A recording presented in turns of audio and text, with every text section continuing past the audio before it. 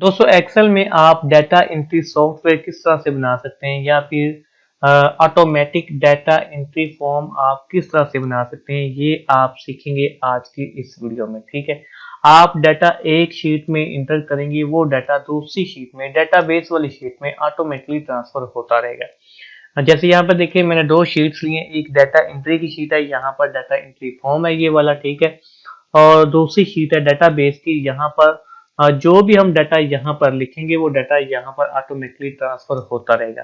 तो पहले मैं आपको एक एंट्री करके दिखा देता हूँ, उसके बाद फिर मैं आपको बताता हूँ कि आपने इस तरह डाटा एंट्री फॉर्म बनाना किस तरह से। ठीक है, तो मैं यहाँ पर एक एंट्री कर लेता हूँ जी, आफ्ताब खान। ठीक है, यहाँ पे मैं करता हूँ बशीर अहमद। ठीक है, डेट ऑफ बर्थ मैं यहाँ पर कोई भी डाल देता हूँ जी, 10/1995। ठीक है, जेंडर में कर देता हूँ जी मेल। फोन नंबर यहाँ पर मैं कोई भी इंटर कर देता हूँ। ईमेल में कर देता हूँ जी आफ्ताब@gmail.com, और यहाँ पर मैं एड्रेस कर देता हूँ जी चोनिया। ठीक है, ये डाटा एंटर हमारा हो गया।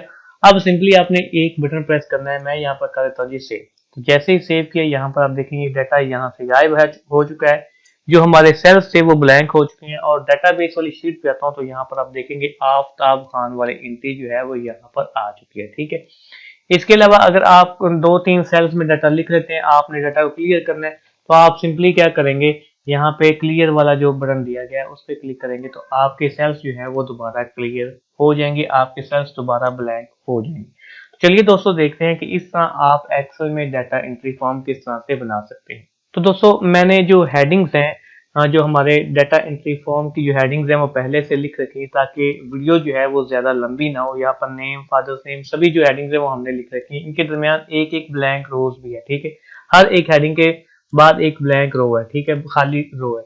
तो सबसे पहले आपने क्या करना है, इनको सिलेक्ट कर लेना है। खाली रो को आपने कंट्रोल की प्रेस करके खाली रो को सिलेक्ट कर लेना है, और उनकी हाइट को थोड़ा सा क्या करना है, कम करना है, ताकि हमारा जो फॉर्म है वो कुछ बेहतर लगे। ठीक है, उसके बाद आपने कंट्रोल की प्रेस करके सभी हेडिंग्स को आपने सिलेक्ट कर लेना है। ठीक है, और फिर आपने क्या करना है जी, यहाँ पर बॉर्डर अप्लाई करना है, और अगर आप बैकग्राउंड कलर देना चाहते हैं तो आप बैकग्राउंड कलर भी दे सकते हैं। ठीक है, ये वाला बैकग्राउंड कलर आ गया। ठीक है, फिर आपने क्या करना है, जब जिन सेल्स में आपने डाटा लिखना है उन सेल्स को आपने कंट्रोल की प्रेस करके सभी को सिलेक्ट कर लेना है। ठीक है, इस तरह से, और फिर आपने क्या करना है, इनको भी बॉर्डर लगाना है।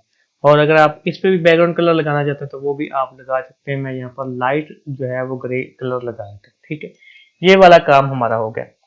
अब हमारा काम ये होगा कि अगर यहाँ पर ये वाला सेल ब्लैंक हो तो यहाँ पर स्टार आ जाए, और अगर इस सेल में कोई भी डाटा हो तो यहाँ पर टिक का निशान आ जाए। तो इसके लिए हम यहाँ पर एक फार्मूला लगाएंगे। तो मैं यहाँ पर फार्मूला लगाता हूँ, इफ इक्वल इफ। ठीक है, यहाँ पर इस सेल को सेट कर लेता हूँ। ठीक है, इक्वल टू ब्लैंक, यानी इसका मतलब क्या है कि अगर ये वाला सेल जो है ये ब्लैंक हो तो यहाँ पर क्या आ जाए जी, यहाँ पर आ जाए स्टार। ठीक है, ये स्टार आ जाए, अदरवाइज एक आ जाए। ठीक है, ब्रैकेट बंद कर देंगे, यहाँ पे क्या आ गया, स्टार आ गया। तो जैसे ही मैं यहाँ पर कुछ लिखूंगा यहाँ पर क्या आ जाएगा, एक आ जाएगा। ठीक है, अब हमने क्या करना है, इस एक को क्या करना है, टिक में कन्वर्ट करना है, टिक में चेंज करना है। तो इसके लिए आप क्या करेंगे, इस सेल को आपने सिलेक्ट कर लेना है, कंडीशनल फॉर्मेटिंग में जाना है, और यहाँ पर आपने न्यू रूल पे क्लिक करना है। ठीक है, तो जब न्यू रूल पे क्लिक करेंगे तो सबसे पहला ऑप्शन आपको दिखाई देगा, format all cells based on their values. ठीक है, इसी पे आपने रहना है, यहाँ पे आ जाना है, यहाँ से आपने करना है जी आइकन सेट्स। ठीक है, उसके बाद आपने यहाँ पर क्या करना है, ये जो लास्ट वाले दो आइकन है इनको आपने खत्म करना है, यहाँ पर आपने नो आइकन सेल लिखना है। ठीक है, और यहाँ पर आपने क्या करना है, जो जहाँ पर 67 लिखा हुआ है यहाँ पर आपने एक कर देना है, और नीचे आपने क्या करना है, नीचे आपने करना है जी 0। ठीक है, और यहाँ पर आपने क्या करना है, शो आइकन्स ओनली चेक करके आपने ओके प्रेस कर देना है।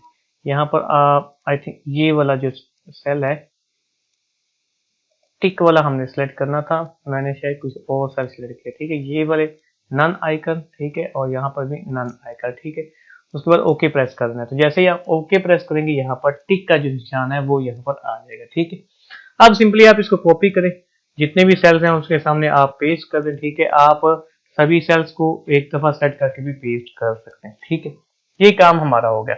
अब जैसे ही यहाँ पर इस डाटा को मैं खत्म करूंगा, यहाँ पर क्या आ जाएगा, स्टार आ जाएगा। ठीक है, अब हमने क्या करना है, अब हमने एक छोटा सा मैक्रो रिकॉर्ड करना है। मैक्रो किस लिए रिकॉर्ड करना है कि जो हम डाटा यहाँ पर लिखे ना वो डाटा इस शीट में ऑटोमेटिकली आ जाए। यहाँ पर भी वो हेडिंग्स मैंने पहले से लिख रखी हैं, ठीक है। वजह सिर्फ यही है कि वीडियो का जो टाइम है वो शॉर्ट रहे, ज्यादा लंबी वीडियो ना हो। तो आपने क्या करना है, ये जो हेडिंग्स हैं इन हेडिंग्स को आपने कॉपी कर लेना, ठीक है। एक दफा ये कॉपी होगी, उसके बाद आपने डाटा एंट्री वाली शीट में कहीं पे भी आपने क्या करना है, इनको पेस्ट करना है, ठीक है। ये हेडिंग्स पेस्ट होगी। अब आपने क्या करना है, नाम वाले जो नाम वाला सेल है इसके नीचे आपने नाम वाले सेल को ले आना है, ठीक है। ठीक है, जो हम नाम वहां पर लिखेंगे वो यहाँ पर भी आ जाएगा। उसके बाद फादर नेम को सिलेक्ट कर लेना है यहाँ पर। फिर आपने इक्वल प्रेस करके आपने डेट ऑफ बर्थ को भी ले आना है। इस तरह इक्वल प्रेस करके जेंडर को भी ले आना है, ठीक है। फिर इक्वल प्रेस करके आपने फोन नंबर को भी ले आना है। यानी जितनी आपकी हेडिंग्स होंगी तमाम हेडिंग्स को आपने इस तरह से इस सेल के साथ लिंक कर लेना, ठीक है। अब क्या होगा, जो भी हम डाटा लिखेंगे यहाँ पर वो डाटा यहाँ पर ऑटोमेटिकली आ जाएगा। मैं यहाँ पर लिख देता हूँ जी वसीम राजा, ठीक है। यहाँ पे कर देता हूँ जी Mohammad Bashir. Date of birth में करता जी 02/15/1992, ठीक है। ये हो गया। जेंडर में कर देता हूँ जी मेल। फोन नंबर यहाँ पर मैं लिख देता हूँ जी। ईमेल में लिख देता हूँ जी raja@gmail.com और एड्रेस में लिख दिया जी इलाहाबाद, ठीक है। ये हो गया। अब यहाँ पर देखिए ये जो हमने यहाँ पर लिखा था वो डाटा यहाँ पर भी शो हो रहा है, ठीक है। इसके बाद हम एक छोटा सा मैक्रो रिकॉर्ड करेंगे, यानी जब आपका ये वाला स्टेप कंप्लीट हो जाएगा उसके बाद आपने क्या करना है, एक छोटा सा मैक्रो रिकॉर्ड करना है। आप डाटा को मैनेज कर सकते हैं इस तरह से, यानी सही दिखाने के लिए आप सेंटर में कर सकते हैं, या फिर एक तरफ डाटा को आप क्या कर दे अलाइनमेंट कर दें, ठीक है, लेफ्ट या राइट कर दें, ठीक है। अब आपने क्या करना है जी, डेवलपर टैब पे आना है। यहाँ पे आके आपको ऑप्शन मिलेगी रिकॉर्ड मैक्रो की। आपने क्या करना है, सिंपली इस पे क्लिक कर देना है। यहाँ पर मैक्रो का नाम जो भी आप रखना चाहे वो आप नाम रख लें, ठीक है।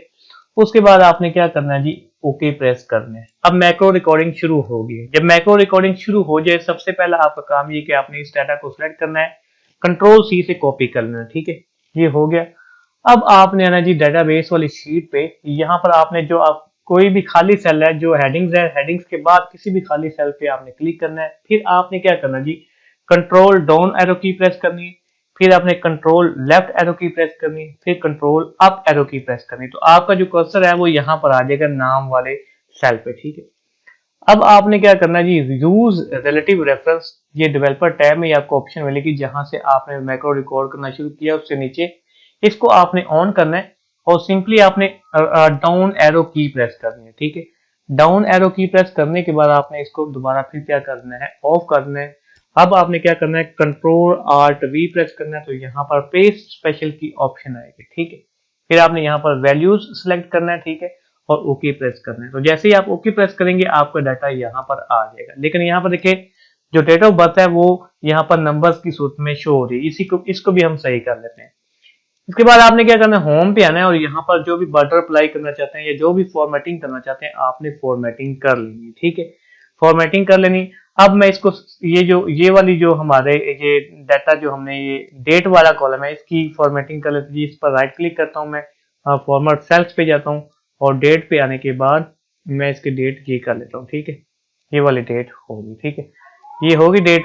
अब क्या करना है जी, डेवलपर टैब पे आना है, यूज रिलेटिव रेफरेंस पर क्लिक करना है, ठीक है। और उसके बाद आपने इस कर्सर को डाटा से बाहर ले जाना, ठीक है।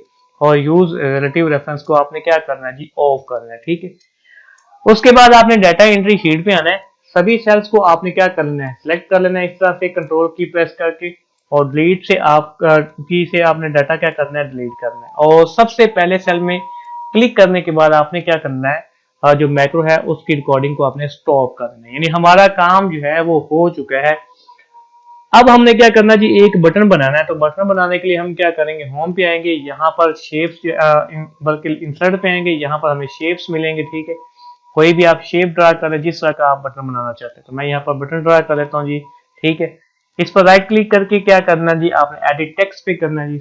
यहाँ पर आप लिख रहे हैं सेव या फिर सबमिट, ठीक है। तो इसका जो साइज है थोड़ा सा मैं क्या करता हूँ, इसको बढ़ा लेता हूँ, सेव को जो साइज है इसको थोड़ा सा बढ़ा लेता हूँ, ठीक है। बोल्ड कर लेता हूँ, ठीक है। और यहाँ पर इसको मैं थोड़ा सा क्या करता हूँ, साइज का ऐसे करता हूँ, ये वाला हो गया। अब आप इसकी फॉर्मेटिंग करना चाहते हैं इस बटन की, तो आप क्या करें, शेप फॉर्मेट में, शेप फिल में जो कलर आप रखना चाहते हैं वो कलर सेलेक्ट कर लें। अगर आप किसी इसकी जो शक्ल है वो 3D बनाना चाहते हैं तो आप यहाँ पर क्या करेंगे, यहाँ पर आ जाएंगे, आपके पास ऑप्शन है जी शेप इफेक्ट का, ठीक है। तो यहाँ से आप क्या कर सकते हैं, इसकी शक्ल जिस तरह से आप देना चाहें, अगर आप 3D बनाना चाहते हैं या फिर कोई भी और जिस तरह से आप ये जैसे देखिए ये बटन है, इस पर क्लिक कर लें तो ये 3D बन जाएगा, ठीक है। तो ये हमारा बटन हमारा बन चुका है, ठीक है। अब मैं यहाँ पर एक और एंट्री करके देखता हूँ कि क्या हमारा डाटा जो है वो दूसरी शीट पर जा रहा है कि नहीं जा रहा। तो मैं यहाँ पर कर देता हूँ जी इश्तियाक अहमद, ठीक है, मुश्ताक अहमद। यहाँ पर डेट में लिख रहा था जी 03/20/1979, ठीक है। जेंडर में मेल, मेल कर दूंगा जी, मेल आ गया। उसके बाद फोन नंबर यहाँ पर हम लिख लेंगे, ठीक है। ईमेल लिखेंगे जी ishtiaq@gmail.com। एड्रेस में हम लिखेंगे जी इलाहाबाद, ठीक है। और यहाँ पर मैं क्या कर देता हूँ जी सेव पे क्लिक कर देता हूँ। ये बल्कि अभी हमने इस पर मैक्रो असाइन नहीं किया, तो मैं क्या करता हूँ, इस पर राइट क्लिक करता हूँ, असाइन मैक्रो पे जाता हूँ, ठीक है। तो जो हमने मैक्रो रिकॉर्ड किया था वो आपने क्या करना है, असाइन करना है। तो यहाँ पर मैं क्या कर रहा हूँ जी मैक्रो 2 जो हमने लिखा हुआ है इसको सेलेक्ट करके ओके प्रेस कर देंगे। अब हमारा जो मैक्रो है इस बटन पर असाइन हो चुका है। अब जब हम इस पर कर्सर लेके आएंगे तो इस तरह से ऑप्शन आ जाएगी, इस तरह से जो कर्सर है वो बन जाएगा। तो मैं सिंपली इस पर क्या करता हूँ, क्लिक कर देता हूँ। तो जैसे ही क्लिक करूंगा यहाँ पर आप देखेंगे ये जो डाटा हमारा यहाँ पर आ चुका है, ठीक है। अब एक काम रह गया कि आपने क्लियर वाला बटन बनाना है। तो उसके लिए आपने सिंपली क्या करना है जी, मैं यहाँ पर कुछ डाटा लिख देता हूँ जी इस तरह से, इसको डिलीट कर देता हूँ। छोटा सा, बिल्कुल छोटा सा एक मैक्रो और रिकॉर्ड करेंगे। उसके लिए क्या करेंगे, हम डेवलपर टैब पे जाएंगे, रिकॉर्ड मैक्रो पे आएंगे और मैक्रो रिकॉर्ड कर लेंगे, ठीक है। जस्ट आपने क्या करना है, सभी सेल्स को सेट करना है कंट्रोल की से, ठीक है, इस तरह से, और डिलीट प्रेस कर देना है। फिर आपने पहले सेल पे क्लिक करना है और स्टॉप मैक्रो रिकॉर्डिंग करनी है, ठीक है। ये हमारा जो मैक्रो है वो रिकॉर्ड हो चुका है। इसी शेप की हम क्या कर लेते हैं, कॉपी ले लेते हैं जी, कॉपी कर लेते हैं और यहाँ पे क्या कर लेते हैं जी पेस्ट कर लेते हैं। ये शेप यहाँ पर आ गई, ठीक है। इसका जो डाटा उसको हम क्या कर लेते हैं, यहाँ पे कर देते हैं जी क्लियर, ठीक है। और इस पर क्या देते हैं राइट क्लिक, असाइन मैक्रो, और यहाँ पे कर देते हैं जी मैक्रो 3, ओके, ठीक है। अब अगर आपका डाटा जो है वो किसी सेल में गलत लिखा गया या आपने डाटा को कैंसिल करना है, आप सिंपली यहाँ पर क्या करेंगे, क्लियर कर देंगे। तो आपका जो डाटा है, आपके जो सेल्स हैं, आपके जो टेक्स्ट सेल्स हैं वो क्लियर हो जाएंगे, ठीक है। तो इस तरह से सिंपली एक छोटा सा मैक्रो रिकॉर्ड करके आप automatic data entry form Excel में बना सकते हैं। उम्मीद है दोस्तों आपको ये वीडियो पसंद आई होगी। इस वीडियो को लाइक और शेयर जरूर कर दीजिएगा और चैनल को सब्सक्राइब भी लाजमी कर दीजिएगा।